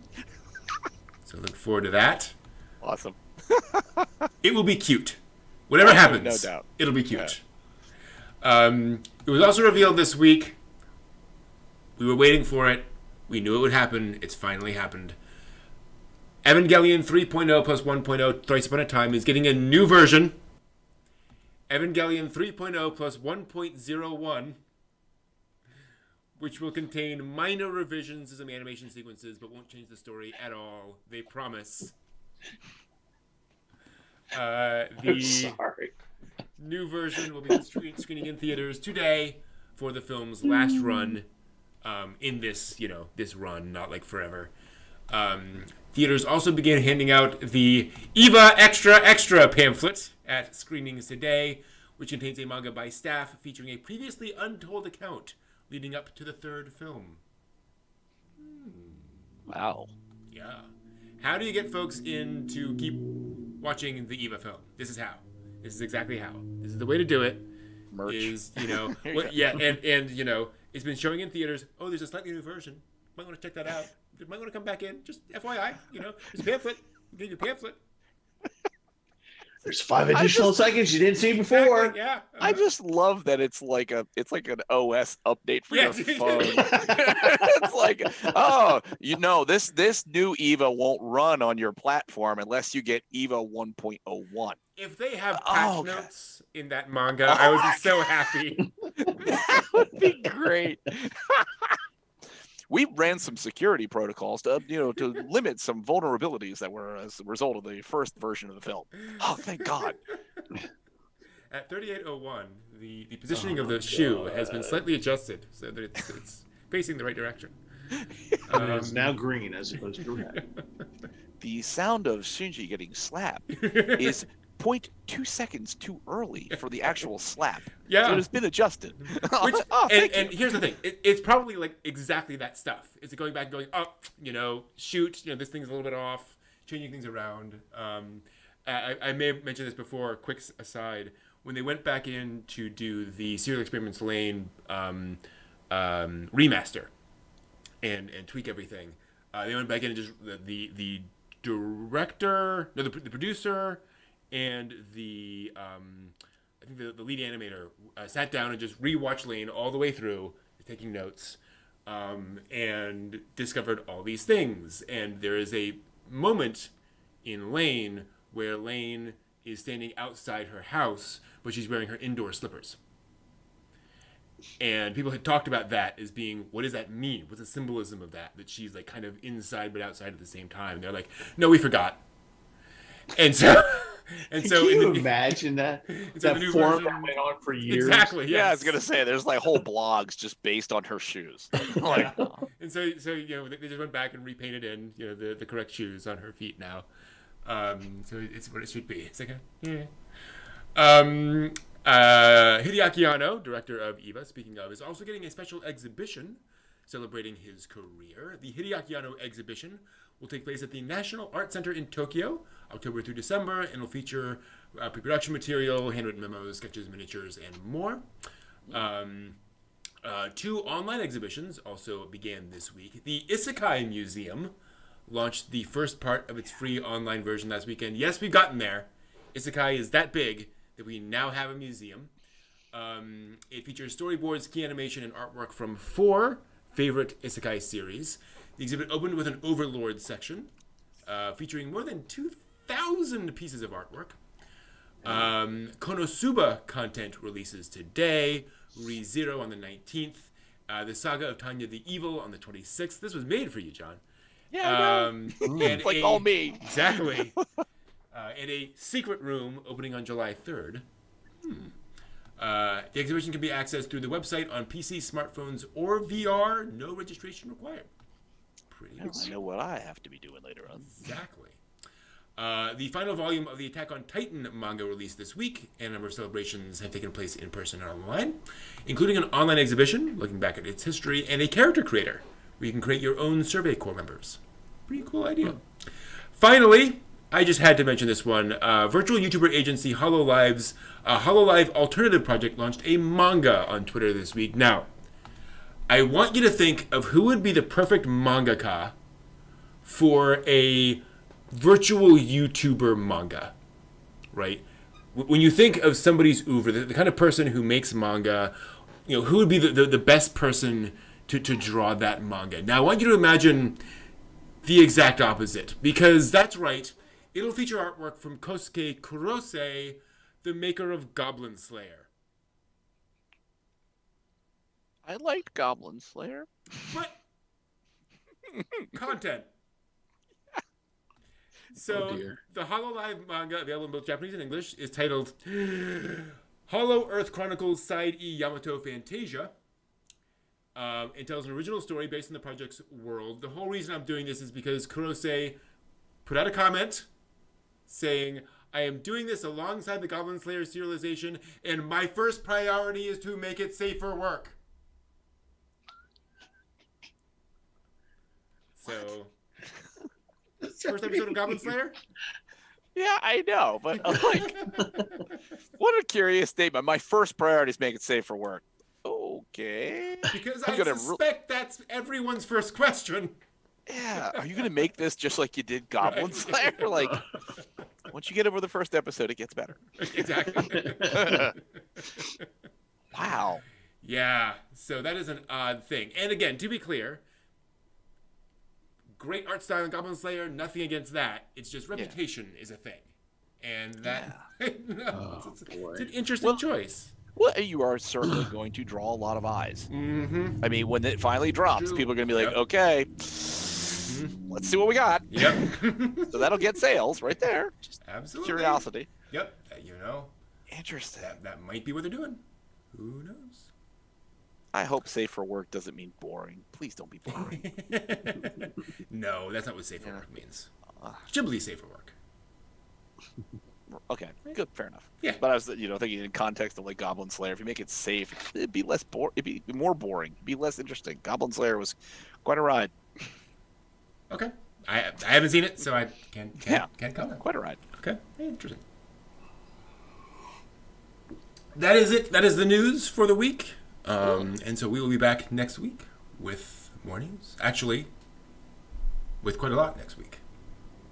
Next week is a busy week. Yes, it is, because next week is on busy week. On-con. There we go. Online anime convention next week, which will be a lot of fun. Looking forward to that. Lots of fun convention stuff coming up. And actually, looking through the stuff here. Why is that not working? Hold on. Something's weird. Oh, good. I'm having an interesting little technological issue. Oh, we're fine. Good. Just take a moment. All right. Hello, Don Emilio. Because we also have to talk about anime history. It was a week with history. And unfortunately, we have to talk about some very serious history. Because that is kind of the nature of things, and sometimes we have to do that. So let's talk about that, and then we will come back, and I'll talk about something I like. All right. Welcome to This Week in Anime History, where I talk about things that happened this week in anime history. And it is my unfortunate duty this week to talk about June 8th, 2008, the Akihabara Massacre. This was an event in which an individual rammed a truck into the Akihabara shopping district when it was full of pedestrians, and then jumped out of the truck and produced a knife and proceeded to cause more injuries and such. It was a terrible day because Akihabara particularly was considered a very safe spot, and it was considered a spot full of otaku who were not there. They're it's not a political thing. They were just kind of there to buy their anime goods.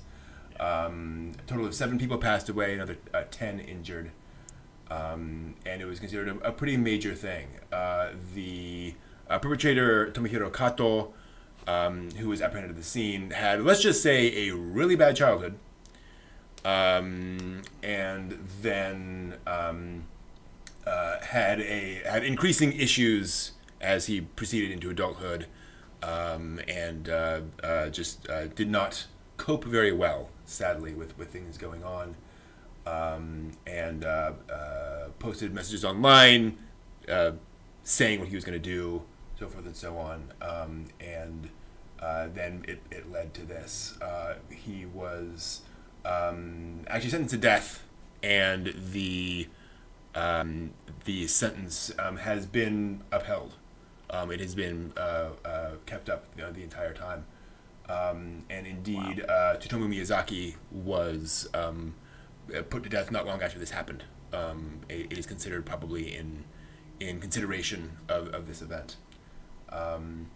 It should also be noted, however, that a number of similar attempts were thwarted shortly thereafter.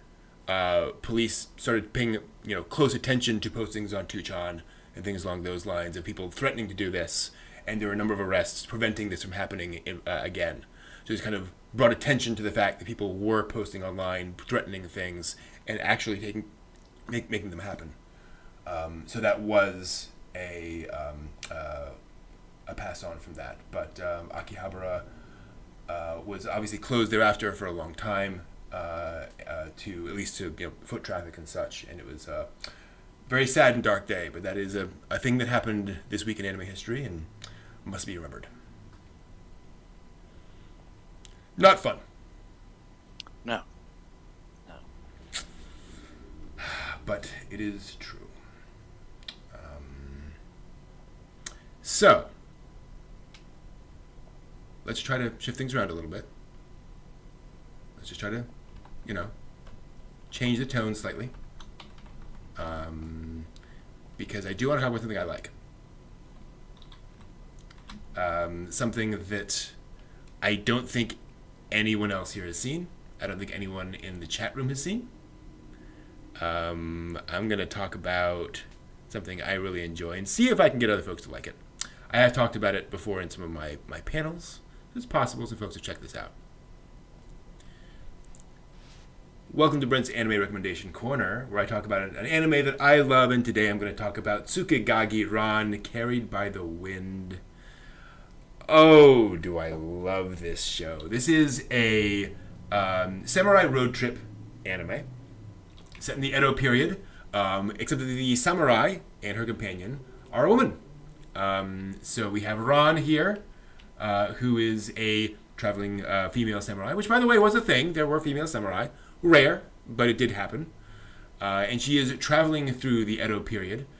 She is also joined by Lady Meow of the Iron Cat Fist, who you are seeing here doing her thing as Lady Meow of the Iron Cat Fist. And this is wonderful in many ways because it is definitely a comedy. It's a fun road trip story as they're going around having all of their kind of adventures in Edo-era Japan.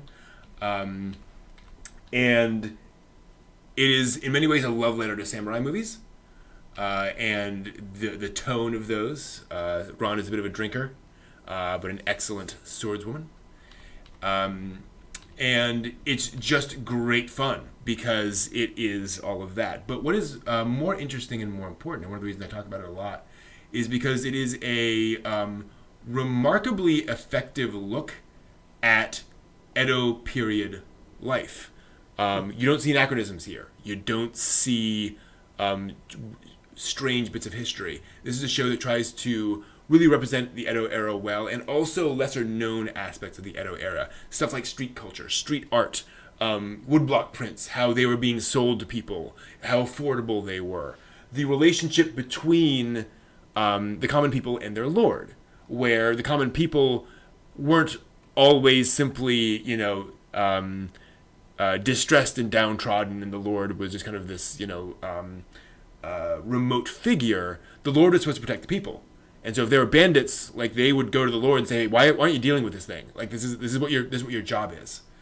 So there's this interesting sort of element of the roles of different people in society at the time, and how that was evolving, and what was going on in society.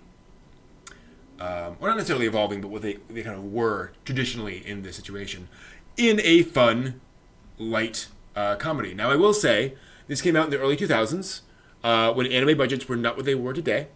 It was a trough in terms of anime budgets between like the 90s and today. So what they do is the very clever thing. Most of the sequences have exactly as much animation as you need to make that sequence happen. It is, no slouch there. And then when the action happens, it is butter smooth, beautiful battle action animation. It is exactly what you've been waiting the entire episode for. It is so... It feels so good to get that. And so I really enjoy Ran for pulling all these things together. It is directed by Akutaro Daiichi of Fruits Basket and many other really impressive works in Kadocha. And it's really, really just a breath of fresh air. Again, it is one of those things where it is limited by the production of its time, but once you realize that and get into it, it's just a fun samurai action comedy that does kind of give you a little bit of education about what things were back in the day, which we don't get that often in anime. Actually, a lot of Edo period stuff is kind of romanticized or fantasticized, if you will, and this does much less of that, which is very very refreshing. So that is Tsukegagi Ran. I hope you can come across it and enjoy it at some point. It's still on the list. Yeah. I've been talking about it for a decade. Yeah. Well, I was going to say, one of the last panels that you did where you described that, I'm like, ooh, scribble. Yep. And it's still on the list. I haven't gotten there. Yeah, it sounds so good, actually. Interesting question. I'm actually just checking real quick if it's available anywhere. It is on Tubi TV right now. Oh. Streaming. Okay, Sweet. Cool. So that's an option if anyone wants to check it out. That might be happening tonight. Yeah, because it's one of those shows that's certainly not like well known, so it's not something that's going to be on Crunchyroll for a decade, Yeah. Sadly. Yeah. Yeah, that whole thing. That whole thing. Yeah. Although it's we talked about this the other day. It's weird because stuff will disappear off Crunchyroll and then reappear. Yeah. Like, okay, great. I can watch this now. Yeah. Until you can't. Well, again, it was like the whole Funimation thing where, on, off, are we licensed? Are we not licensed? Yeah. Streaming rights are complicated, sadly. Which makes piracy seem appealing at moments. There are, we all have our weaknesses, and that is certainly one of them. Don't go into the dark. No, don't do it. All I know is that there are consequences, especially if you go to Manga Box. Exactly. What's this on my phone? Why is my phone not working? Why is my phone sending 10,000 emails asking about baldness cure? Yeah, exactly. And we've learned definitely don't start any of those sites. Yeah. Yes. Because the manga police will come get you. Exactly. Yeah. Well, no, they just send a very nice invitation from Kodansha to come and work with them, and then they arrest you at the airport because it's a sting operation. Yeah, no, I certainly do not condone piracy. All of the MP4 and MKV files on my computer are completely legitimate video files that I have procured from legitimate locations and so forth. And yes, I would never go to certain piracy sites and use those. No, never. No, absolutely. Never contribute fan to subs? Napster. What are fan subs? No idea. Yeah. What? Does Napster still exist? Oh, I don't know. It's a good question. I think they tried to go legit for right. 3 seconds after the lawsuits. And then I don't think it really went all that well. Yeah, it's probably one of those things where you can probably download the software and run it, and you will see a barren wasteland with tumbleweeds, going past. But the software runs technically, so yeah. So I just remember that day when everyone realized it was going to be shut down, and so all of us on our modems. Yes. I need all these songs. Each song is going to take 48 hours to get. Yeah. They're gonna pull the plug before I could get any of the Spice Girls, Spice World album. No. That's okay. So if anyone wants a fun time, there is a BBC show called The Goes Wrong Show, and the premise is that a small theater company is putting on a play.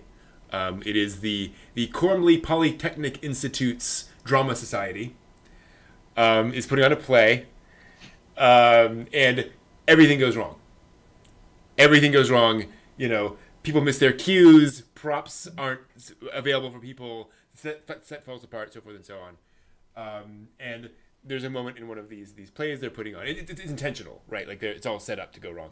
Right. Where they're doing a period, murder mystery drama kind of a thing, and it's all set in the 30s.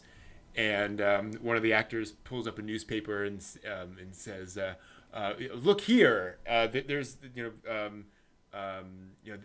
these newspapers are decades old." And it comes up and goes, "Spice Girls on World Reunion Tour." And it's just I don't know. That made me laugh. In the future. Exactly. But yes, it goes wrong. Show, good time. Amazon streaming. Fun way to spend a little time. Anyway, I do have a question. What did we learn on the show tonight, Brent? Love it. Love it every time. The dulcet tones of the dulcet tone tones. deaf. It's like screaming cats on a summer night. Awesome. Oh man, I learned that anime has gone legit in the auction houses, which I'm happy to hear. And I have learned that the folks behind the Eva movies have figured out exactly how to get people back. They've It's never gonna got it down. It's never gonna end. It's never gonna end. It's never gonna end. Yeah. Stay tuned for Eva 6.01359. Yeah. And yeah, that's just brilliant. Yeah, that's what I learned tonight. What about y'all? I've learned that there's still so much to see. Yeah. Ron is one of those. There's still much to see, and that the continued efforts to live adapt anime is a wonderful indication of anime's place in everybody's culture now. True. True. And my hope that they get better at doing it every time. Yeah. so that eventually it will be really quality adaptations. Please. I have learned along those lines that with much relief, I knew this prior, but with Yoko Kanno still doing the music to live adaptation, I that gives me great comfort, actually. And I have learned that after all these years, I will still love Patlabor, and I will still love most of the exposition. But should you all ever get, like the storyboards? Wow, that was like Ghost appeared out of yeah, nowhere. That's great. Yeah, it's like the cover is like all metal. Dong Tung's 3D House of Beef. Oh, that's really weird. I learned that if you do that and you watch the movie, it actually does enhance things. And so I think I might try to somehow score more copies of storyboards and just kind of compare them to when I watch. Cool. I've learned that Mobile Suit Gundam is a must-watch for any otaku, even if you don't like mecha. It's one of those things where it's just you should watch it just so that you can say that you can and understand why you appreciate anime, because it really does. Even if it's not your genre, it's definitely one of those things where you go, I get why there's otaku for that anime now, because that definitely kind of defines it for me. And I've also learned that I am probably going to have to rake together all my money so that when I go to the auction house, to the website, or however I decide, I may do all forms of communication. I may mail, fax, there we go, email, go online, do the whole 9 yards, and just see if I can see if they even offer. I'm going to have to look at what they are offering, and see if they have that one particular cell from that one particular scene from Legend of the Overfiend. There are so many scenes that come to mind. The end credits, by chance? No. No, Not quite. So, that is what I've learned. Fair enough. I'm trying to track down. I'd like some Speed Racer cells. Oh yeah. Oh yeah. Oh, good luck Feature on that Mach one. 5 and Speed. That would be rough. I'm actually trying to find that edition of the Patlabor movies, because I just wanted to let folks know who may be early around to anime. If I recall correctly, and I may be off on this,